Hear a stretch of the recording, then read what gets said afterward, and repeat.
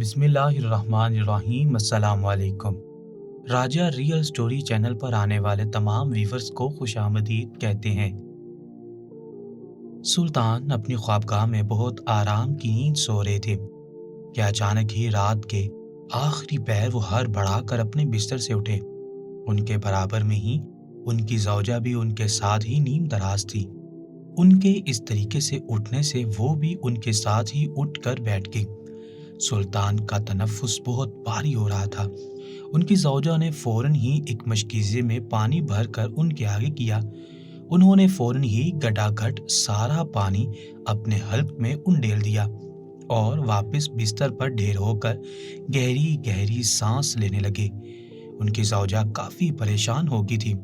انہوں نے ایک دو بار سلطان سے پوچھا بھی کہ سب خیر ہے، آپ اچانک سے اتنا زیادہ کیوں گھبرا گئے ہیں؟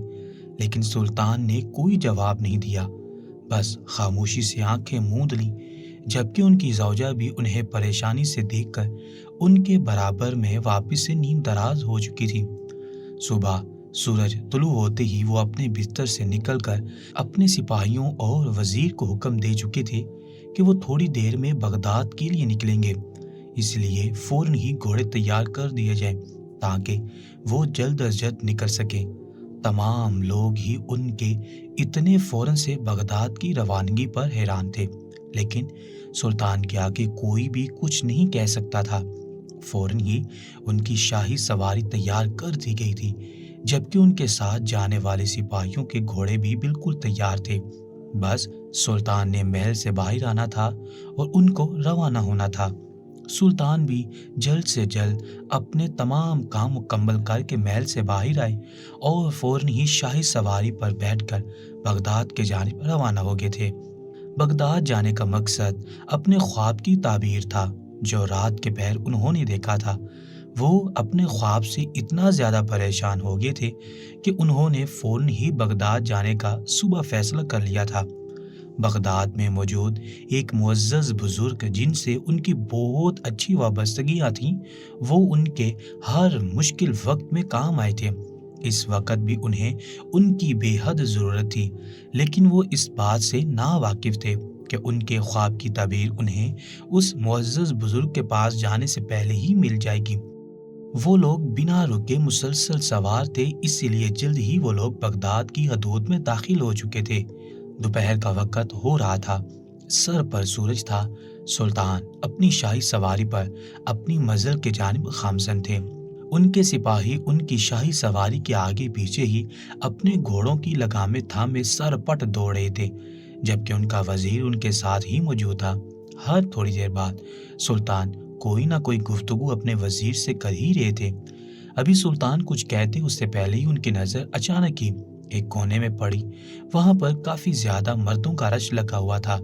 سلطان نے فوراً ہی گھوڑے کی لگامیں تھامی ہوئی آدمی کو روکنے کا حکم دیا تو اس آدمی نے فوراً ہی گھوڑے کی لگامیں کس دیں۔ سلطان شاہی سواری سے باہر آ چکے تھے۔ وہ باغور دیکھ رہے تھے، ان مردوں کو دیکھ رہے تھے جو ایک بھیڑ کی مانند کھڑے تھے۔ ان کے رکتے ہی تمام سپاہی اور وزیر بھی اپنی اپنی نشست چھوڑ کر سلطان کے پاس آ کر رک گئے تھے اور ان کو سوالیہ نگاہوں سے دیکھنے لگے۔ جبکہ سلطان اس رش کو دیکھ رہے تھے، وہ قدم بڑھاتے اس سے پہلے ہی وزیر کہنے لگا، سلطان معظم، سب خیریت ہے؟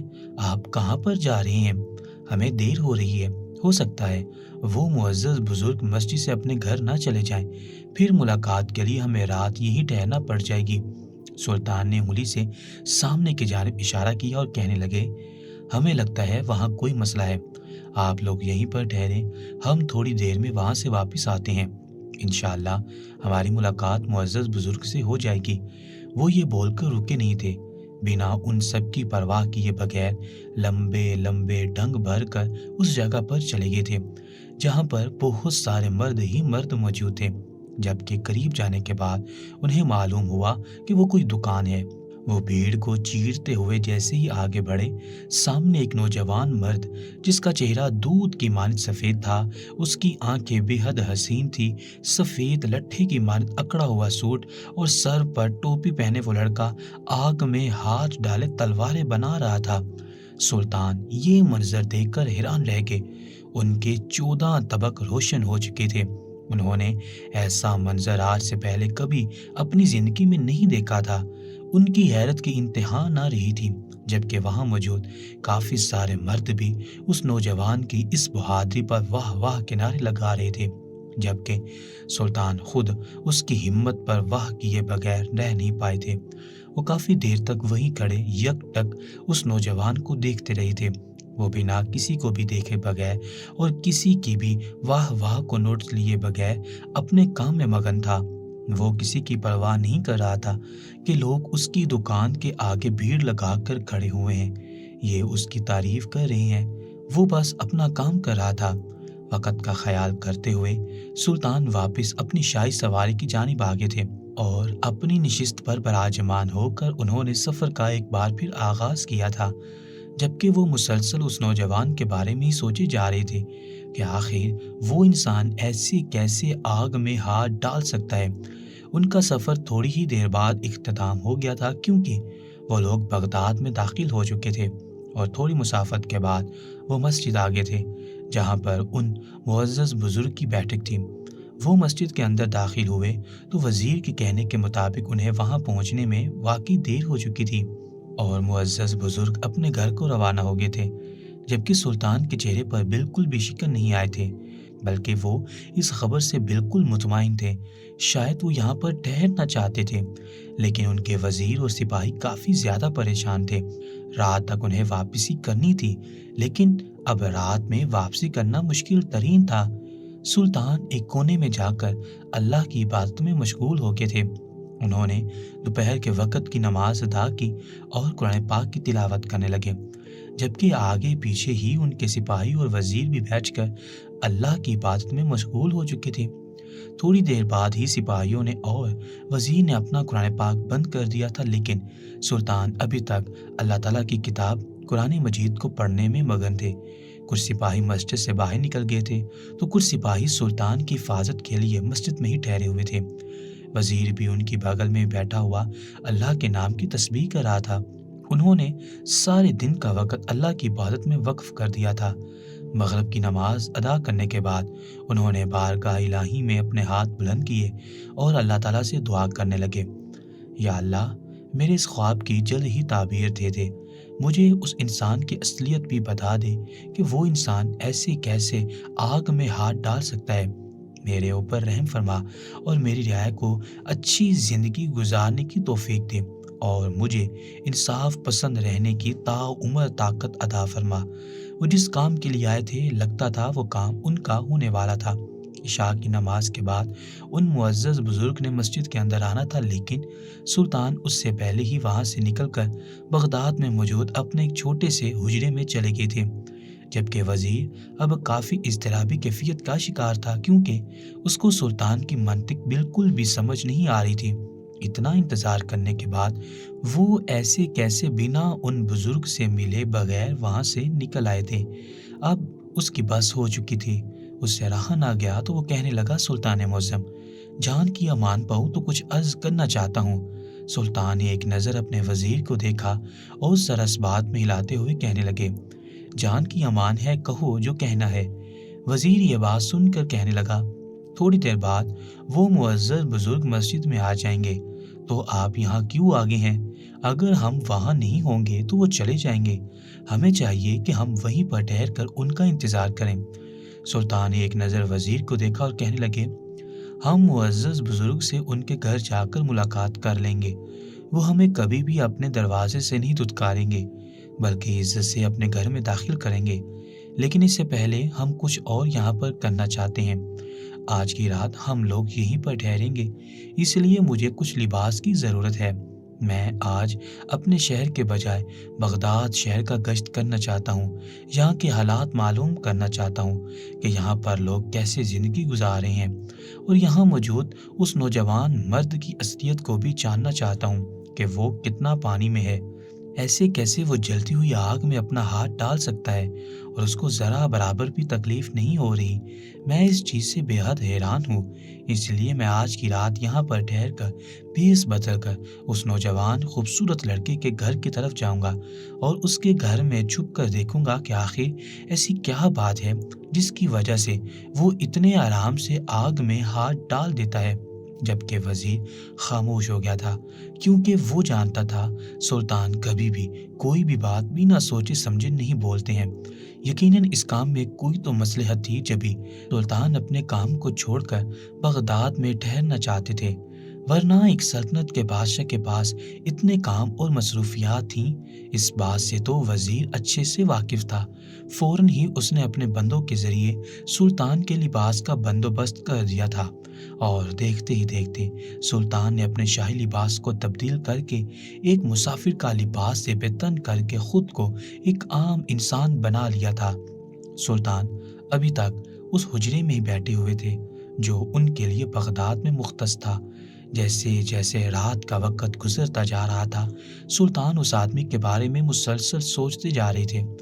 رات کے آخری پہر وہ اپنے حجرے سے نکل کر اس آدمی کے گھر کی جانب روانہ ہو چکے تھے۔ ان کے ساتھ ان کا وزیر اور 2 سپاہی بھی موجود تھے، جبکہ باقی کے سپاہی اس حجرے میں ہی آرام فرما رہے تھے۔ وہ لوگ قدم با قدم چلتے ہوئے اس نوجوان کے گھر کے پاس آ کر رک گئے تھے جو آگ میں ہاتھ ڈالے تلواریں بنا رہا تھا۔ اس نوجوان کا گھر کچی مٹی کا بنا ہوا تھا۔ سلطان ایک نظر اپنے وزیر کو دیکھا اور اللہ کا نام لے کر وہ لوگ اس نوجوان کے گھر میں داخل ہو چکے تھے۔ ایک بہت چھوٹا سا برآمدہ اور سامنے ایک کمرہ بنا ہوا تھا۔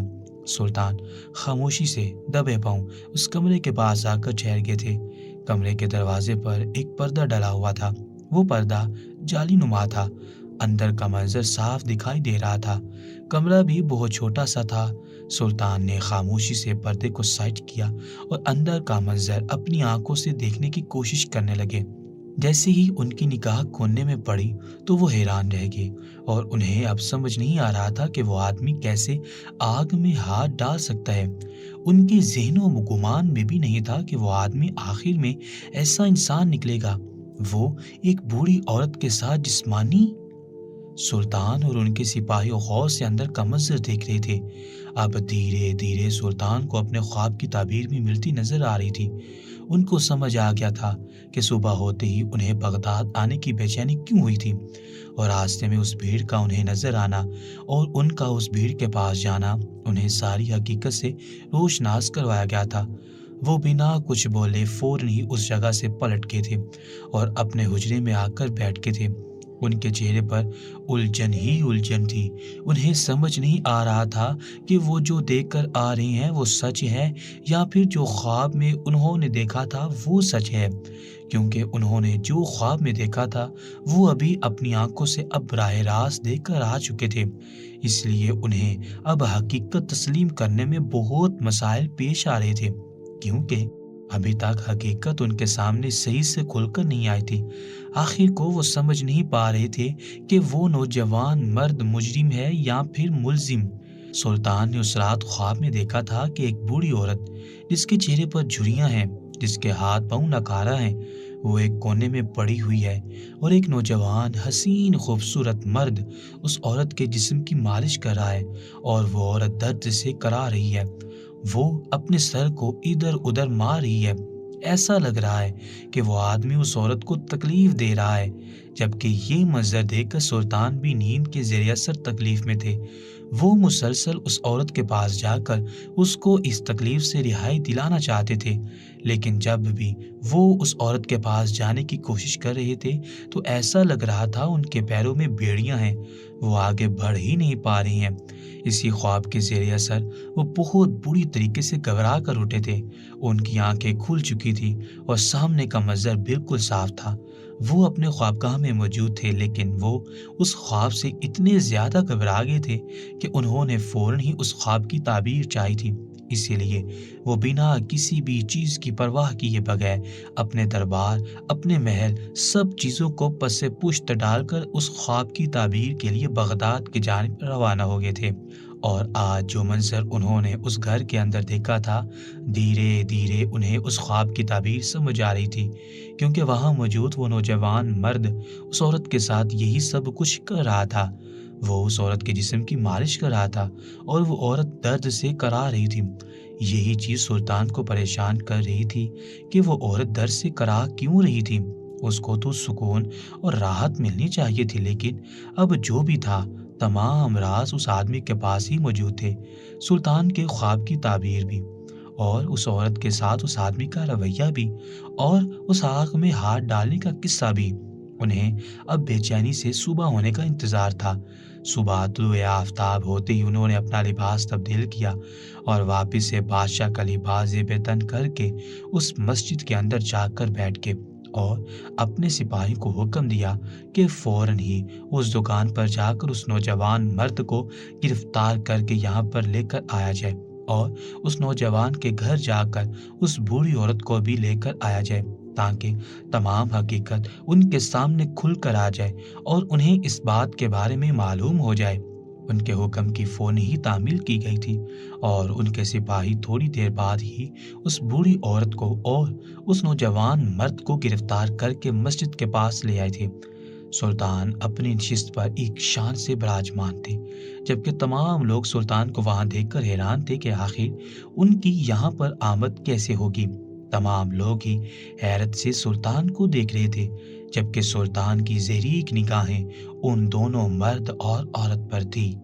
اس عورت کے چہرے پر جھریاں موجود تھیں، اس کے ہاتھ اور پاؤں ناکارہ تھے۔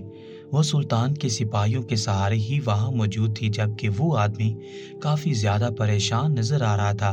کبھی وہ اس بوڑھی عورت کو دیکھتا تو کبھی سلطان کو دیکھتا، جو اس کو ہی اپنی گہری نگاہوں سے دیکھ رہے تھے۔ وہ نوجوان مرد کافی دیر تک سلطان کی خاموشی برداشت کرتا رہا، لیکن جب برداشت سے باہر ہو گیا تو وہ خود ہی جھنجھلا کر سلطان کی جانب دیکھتے ہوئے کہنے لگا، سلطان معظم، گستاخی معاف، لیکن یہ وقت میرے کام کا ہے۔ آپ مجھے یہاں پر کیوں لے کر آئے ہیں؟ اور انہیں آرام کی ضرورت ہے۔ اس کے لہجے میں فکر تھی۔ سلطان نے اس آدمی کی جانب دیکھا اور کہنے لگے، ہمیں سچ سچ بتاؤ، یہ عورت تمہاری کیا لگتی ہے اور تم اس کو جسمانی تکلیف کیوں دیتے ہو؟ تم کون ہوتے ہو اس کے ساتھ اس طرح کی حرکت کرنے والے؟ تمہاری ہمت بھی کیسے ہوئی اس بوڑھی عورت کے ساتھ یہ سب کرنے کی؟ جبکہ اس نوجوان مرد کے ماتھے پر یہ باتیں سن کر شکنوں کے جال بچھ گئے تھے۔ وہ کہنے لگا، سلطان معظم، آپ کو کس نے کہہ دیا کہ میں ان کے ساتھ بدسلوکی کرتا ہوں یا پھر ان کو جسمانی تکلیف دیتا ہوں؟ یہ میری ماں ہیں، میں ان کے جسم کی مالش کرتا ہوں تاکہ انہیں راحت اور سکون میسر ہو۔ ان کے جسم میں درد ہے، طبیب کا کہنا ہے کہ انہیں روزانہ مالش کی ضرورت ہے، تبھی ان کی صحت واپس سے بہتر ہو سکتی ہے۔ اگر یقین نہیں تو آپ یہ بات میری ماں سے پوچھ سکتے ہیں۔ میں کبھی بھی چاہ کر اپنی ماں کو تکلیف نہیں دے سکتا، اور آپ لوگ بنا میری اجازت کے میری ماں کو یہاں کیوں لے کر آئے ہیں؟ ہم لوگ سیدزاد ہیں، ہمارے گھر کی عورتیں پردہ کرتی ہیں، ایسے بھرے مجمع میں سب کے سامنے نہیں آتی۔ جبکہ سلطان خاموشی سے اس مرد کو یک ٹک دیکھتے رہے۔ وہ مزید کہنے لگا، آپ کو یہ نہیں کرنا چاہیے تھا۔ اس کا لہجہ دو ٹوک تھا، جبکہ سلطان کی نگاہیں اب اس بوڑھی عورت پر تھیں جو چہرہ جھکائے ہوئے وہاں بیٹھی ہوئی تھی۔ انہوں نے واپس اس آدمی کے جانب دیکھا اور کہنے لگے، اچھا ٹھیک ہے، ہم معافی چاہتے ہیں، ہم سے غلطی ہوگی، ہمیں آپ سے اجازت لے کر آپ کی ماں کو یہاں بلوانا چاہیے تھا۔ جبکہ وہاں موجود تمام لوگ حیرت سے سلطان کو دیکھ رہے تھے، جو ایک عام انسان سے معافی مانگ رہے تھے۔ جبکہ وہ لڑکا خود شرمندہ سا ہو گیا تھا۔ وہ کہنے لگا، میرے کہنے کا مطلب یہ نہیں تھا کہ آپ مجھ سے معافی مانگے، میں یہ نہیں چاہتا، بس میں آپ کو یہ بتانا چاہتا ہوں۔ وہ مزید کہتا کہ سلطان نے ہاتھ کھڑا کر کے اسے بولنے سے روک دیا۔ وہ کہنے لگے، ہمیں صرف اتنا بتاؤ کہ تم آگ میں ہاتھ کیسے ڈال لیتے ہو؟ کون ہو تم؟ تمہیں تکلیف کیوں نہیں ہوتی؟ نوجوان ایک نظر سلطان کو دیکھا اور کہنے لگا، سلطان معظم، ہم ایک سیدزادے ہیں، ایک سیدزادہ آگ میں بھی ہاتھ ڈالے تو اسے تکلیف نہیں ہوتی، اس وجہ سے میں آگ میں ہاتھ ڈال کر آرام سے کام کر لیتا ہوں۔ میرا تو کام ہی یہی ہے، میں اپنی ماں کو سب سے چھپا کر رکھتا ہوں۔ میری ماں بیوہ ہے، پہلے وہ بھی یہی کام کرتی تھی، لیکن عمر کی تقاضے کی وجہ سے ان کی ہڈیاں کمزور ہوتی چلی گئیں اور ان کے ہاتھ اور پاؤں ناکارہ ہو گئے۔ انہیں جسم میں بہت درد ہوتا ہے، ان کے جسم میں بہت زیادہ تکلیف رہتی ہے۔ میری کوئی بہن نہیں ہے، نہ ہی کوئی عورت رشتہ دار ہے۔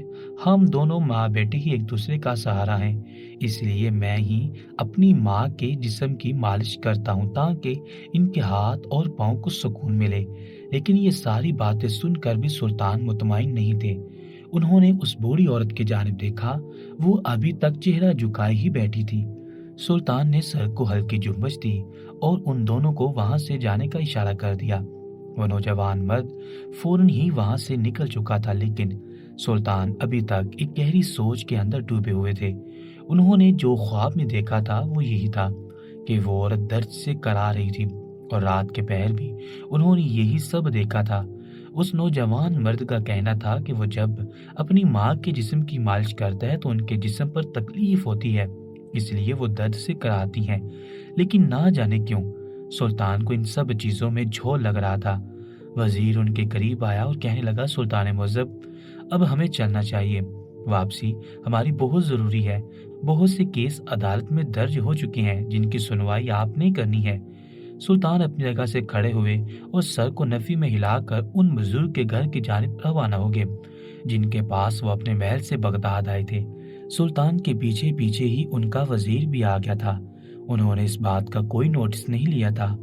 دھیرے سے دروازہ کھٹکھٹا کر وہ ان کے حجرے میں داخل ہو گئے۔ وہ معزز بزرگ اللہ کی عبادت میں مشغول تھے، ان کی آنکھیں بند تھیں اور وہ دھیرے دھیرے اللہ تعالیٰ کے ناموں کی تسبیح کر رہے تھے۔ سلطان ان کے پاس جا کر بیٹھ کے اور ان کے چہرے کو غور سے دیکھنے لگے۔ ان کے چہرے پر ایک الگ ہی نور سا تھا، ایسا نور انہوں نے کہیں بھی نہیں دیکھا تھا۔ سلطان کو ہمیشہ ہی ان کے پاس آ کر سکون سا محسوس ہوتا تھا۔ وہ بہت خاموشی سے ان کے پاس آ کر بیٹھے تھے۔ اچانک ہی ان بزرگ کے لب مسکرائے اور وہ آنکھیں بند کیے ہی کہنے لگے، ہم جانتے ہیں آپ ہمارے پاس کیوں آئے ہیں، لیکن اس بار آپ کی تعبیر آپ کے پاس موجود ہے۔ سلطان، جس کو دیکھ کر آپ خود انجان بن رہے ہیں یا پھر آپ جان کر یہ کام کر رہے ہیں، وہ لڑکا سچ کہہ رہا ہے۔ وہ سید زادہ ہے اور رشتے میں وہ عورت اس کی ماں ہی ہے۔ کئی سال پہلے وہ بیوہ ہو گئی تھی اور یہی کام وہ بھی کرتی تھی، جس کی وجہ سے دھیرے دھیرے اس کے ہاتھ اور پاؤں ناکارہ ہو گئے ہیں۔ آپ نے جو خواب میں دیکھا تھا کہ وہ عورت تکلیف میں ہے، لیکن آپ اس کی تکلیف کو دور نہیں کر پا رہے ہیں کیونکہ وہ عورت ایک پردہ دار عورت ہے۔ وہ آپ کے سامنے بھی نہیں آنا چاہتی ہے اور اپنے بیٹے سے مالش بھی نہیں کروانا چاہتی۔ اسے یہ سب کرواتے ہوئے تکلیف اور شرم آتی ہے۔ وہ ایک سید زادی ہے، لیکن کوئی عورت کا رشتہ نہ ہونے کی وجہ سے وہ مجبور ہے۔ جبکہ وہ معزز بزرگ یہ بول کر خاموش ہو چکے تھے اور واپس اللہ کی عبادت میں مشغول ہو گئے تھے۔ سلطان نے عقیدت سے ان کا ہاتھ چوم کر اپنے لبوں سے لگا کر آنکھوں سے لگایا اور اپنی جگہ سے کھڑے ہو کر ایک الوداعی نظر ان پر ڈالی اور اپنے سپاہیوں کے ہمراہ واپس سے محل آ گئے۔ اور محل آتے ہی انہوں نے اپنی 2 کنیز بغداد کے لیے روانہ کر دی تھی۔ وہ ایک بہت بڑی ذات کی عورت تھی، وہ ایک سید زادی تھی، ان کے لیے ان کی عزت سب سے بڑھ کر تھی۔ وہ اپنے بیٹے سے یہ کام کرواتے ہوئے جھجک رہی تھی، لیکن ایک عورت کا رشتہ نہ ہونے کی وجہ سے وہ مجبور تھی، جس وجہ سے وہ ہر رات اللہ سے دعا کرتی تھی کہ کوئی وسیلہ بنے اور ان کی زندگی سے یہ سب ختم ہو جائے اور یہ کام کرنے کے لیے کوئی عورت ان کی زندگی میں آ جائے۔ اور اللہ تعالیٰ نے وسیلے کے طور پر سلطان کے خواب میں یہ دکھایا تھا کہ ایک عورت پریشان ہے، اور دیکھتے ہی دیکھتے تمام تر حقیقت ان کے سامنے کھل کر آ گئی تھی۔ اس واقعے سے یہ بات ثابت ہوتی ہے، اللہ تعالیٰ کو جب اپنے بندوں سے کام لینا ہوتا ہے اور ان کے ذریعے کسی کی مدد کروانی ہوتی ہے تو وہ کسی بھی طریقے سے ان تک یہ پیغام پہنچا دیتے ہیں۔ کیا آپ کے ارد گرد کوئی ایسا موجود ہے جس کو آپ کی ضرورت ہے؟ اس لیے ہمیں ہمیشہ لوگوں کی مدد کرنی چاہیے۔ کیا پتہ ایک وہی لمحہ ہو جس سے اللہ تعالیٰ متاثر ہو کر ہمیں جنت کا مستحق بنا دے۔ پیارے ویورز، اگر آپ کو ہماری یہ کہانی اچھی لگی ہو تو ہمارے چینل راجہ ریئل سٹوری کو سبسکرائب کریں، ساتھ لگے بیل آئیکن کو بھی ضرور پریس کریں تاکہ اس طرح کی پیاری ویڈیو کا نوٹیفیکیشن بر وقت آپ تک پہنچ سکے۔ شکریہ۔